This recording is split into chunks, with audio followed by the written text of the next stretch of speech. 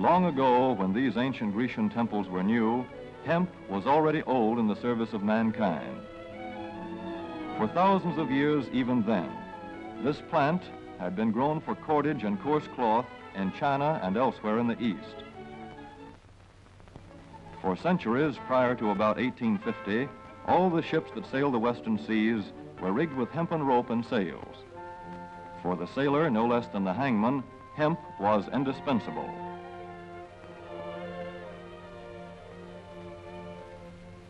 A 44-gun frigate, like our cherished old Ironsides, took over 60 tons of hemp for rigging,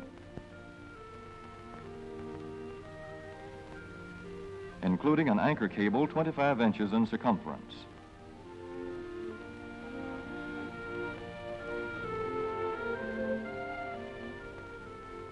The Conestoga wagons and prairie schooners of pioneer days were covered with hempen canvas. Indeed, the very word canvas comes from the Arabic word for hemp. In those days, hemp was an important crop in Kentucky and Missouri. Then came cheaper imported fibers for cordage, like jute, sisal, and manila hemp, and the culture of hemp in America declined.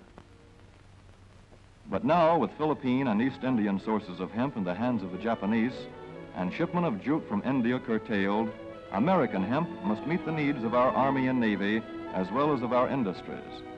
In 1942, patriotic farmers at the government's request planted 36,000 acres of seed hemp, an increase of several thousand%. The goal for 1943 is 50,000 acres of seed hemp. In Kentucky, much of the seed hemp acreage is on river bottom land such as this, along the Kentucky River Gorge.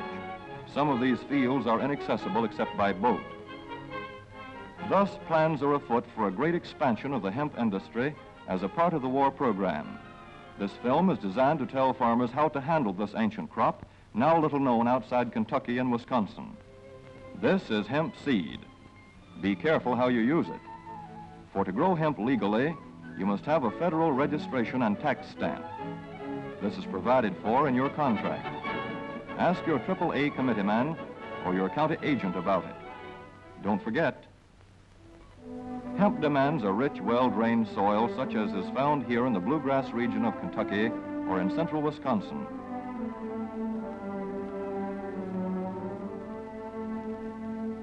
It must be loose and rich in organic matter.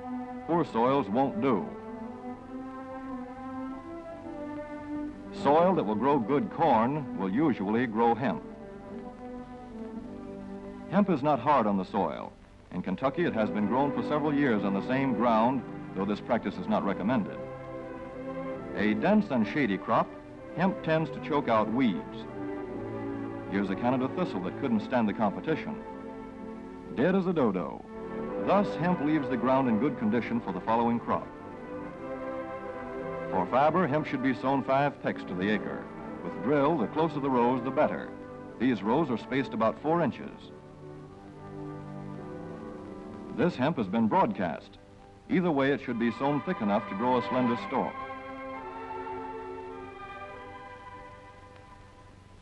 Here's an ideal stand. The right height to be harvested easily, thick enough to grow slender stalks that are easy to cut and process.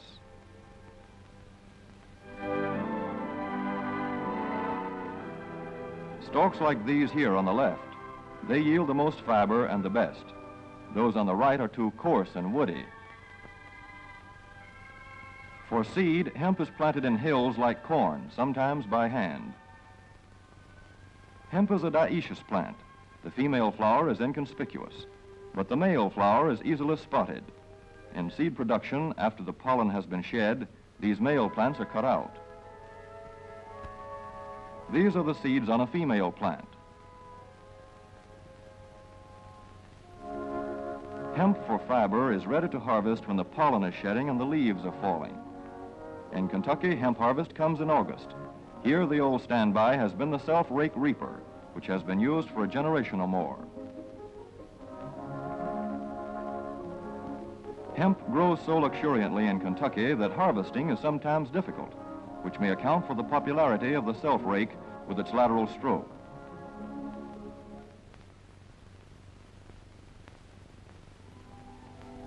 A modified rice binder has been used to some extent.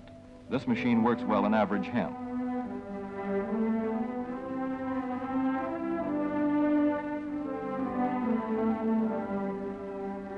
Recently, the improved hemp harvester, used for many years in Wisconsin, has been introduced in Kentucky. This machine spreads the hemp in a continuous swath. It is a far cry from this fast and efficient modern harvester to the Armstrong model of yore. But here's one kind of harvester, at least, that doesn't stall in the heaviest hemp.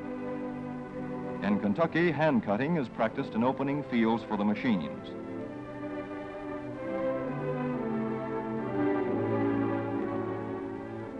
In Kentucky, hemp is shucked as soon as safe after cutting, to be spread out for retting later in the fall.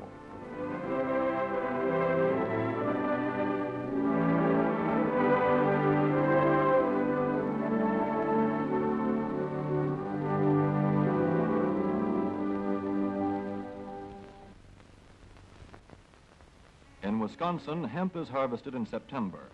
Here, the hemp harvester with automatic spreader is standard equipment. Note how smoothly the rotating apron lays the swath preparatory to retting. Here it is a common and essential practice to leave headlands around hemp fields. These strips may be planted to other crops, preferably small grain. Thus, the harvester has room to make its first round without preparatory hand cutting. Here the machine is running over corn stubble. When the cutter bar is much shorter than the hemp is tall, overlapping occurs. Not so good for retting. The standard cut is 8 to 9 feet. The length of time hemp is left on the ground to ret depends on the weather. The swaths must be turned to get a uniform ret.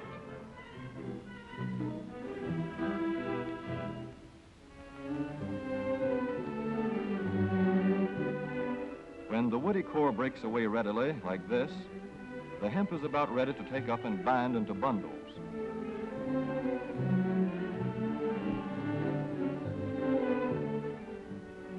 Well-retted hemp is light to dark gray. The fiber tends to pull away from the stalk. The presence of stalks in the bowstring stage indicates that retting is well underway.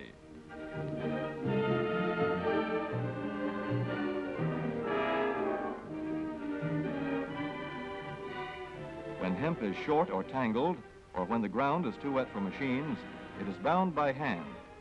A wooden buck is used. Twine will do for tying, but the hemp itself makes a good band.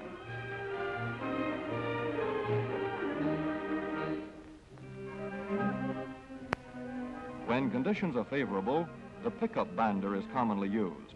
The swaths should lie smooth and even with stalks parallel. The picker won't work well in tangled hemp.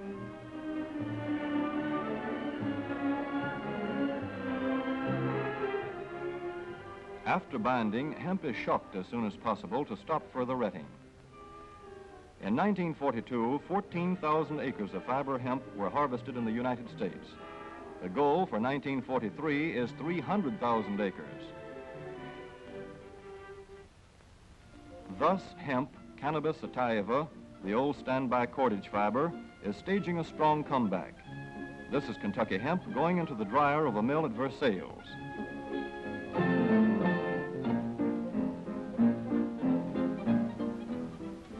In the old days, breaking was done by hand, one of the hardest jobs known to man.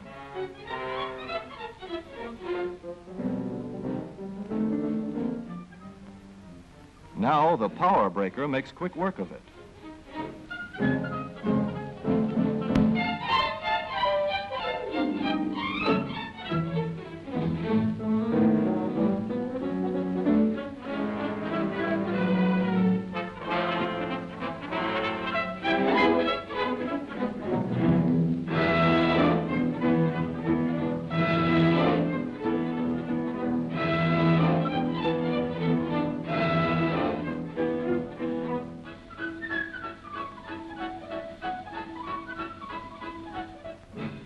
Spinning American hemp into rope yarn or twine in the old Kentucky River Mill at Frankfort, Kentucky.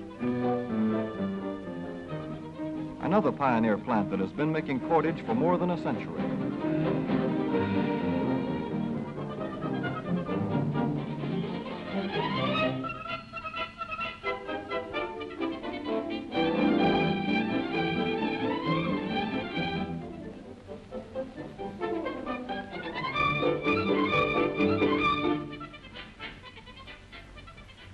All such plants will presently be turning out products spun from American-grown hemp. Twine of various kinds for tying, winding armatures, and upholsterers' work. Rope for marine rigging and towing, for hay forks, derricks, and heavy-duty tackle. Light-duty fire hose. Thread for shoes for millions of American soldiers. And parachute webbing for our paratroopers.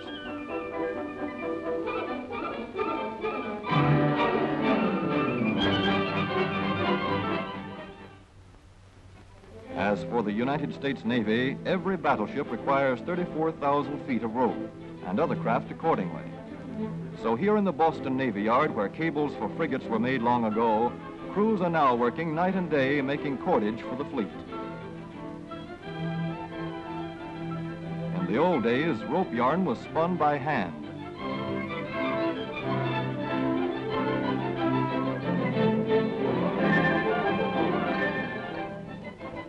Today, even the rope walk is mechanized. 160 fathoms to go.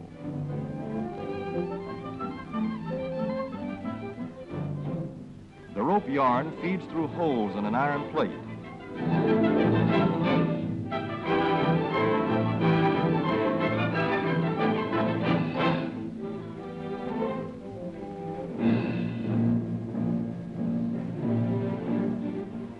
This is Manila hemp from the Navy's rapidly dwindling reserve. When that is gone, American hemp will go on duty again. Hemp for mooring ships, hemp for tow lines.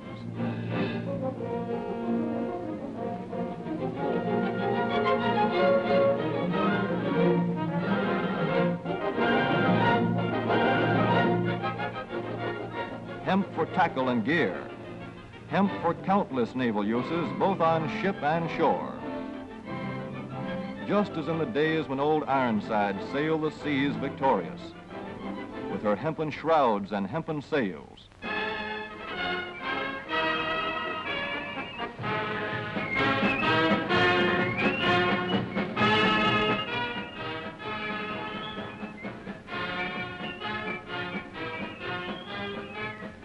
Hemp for victory.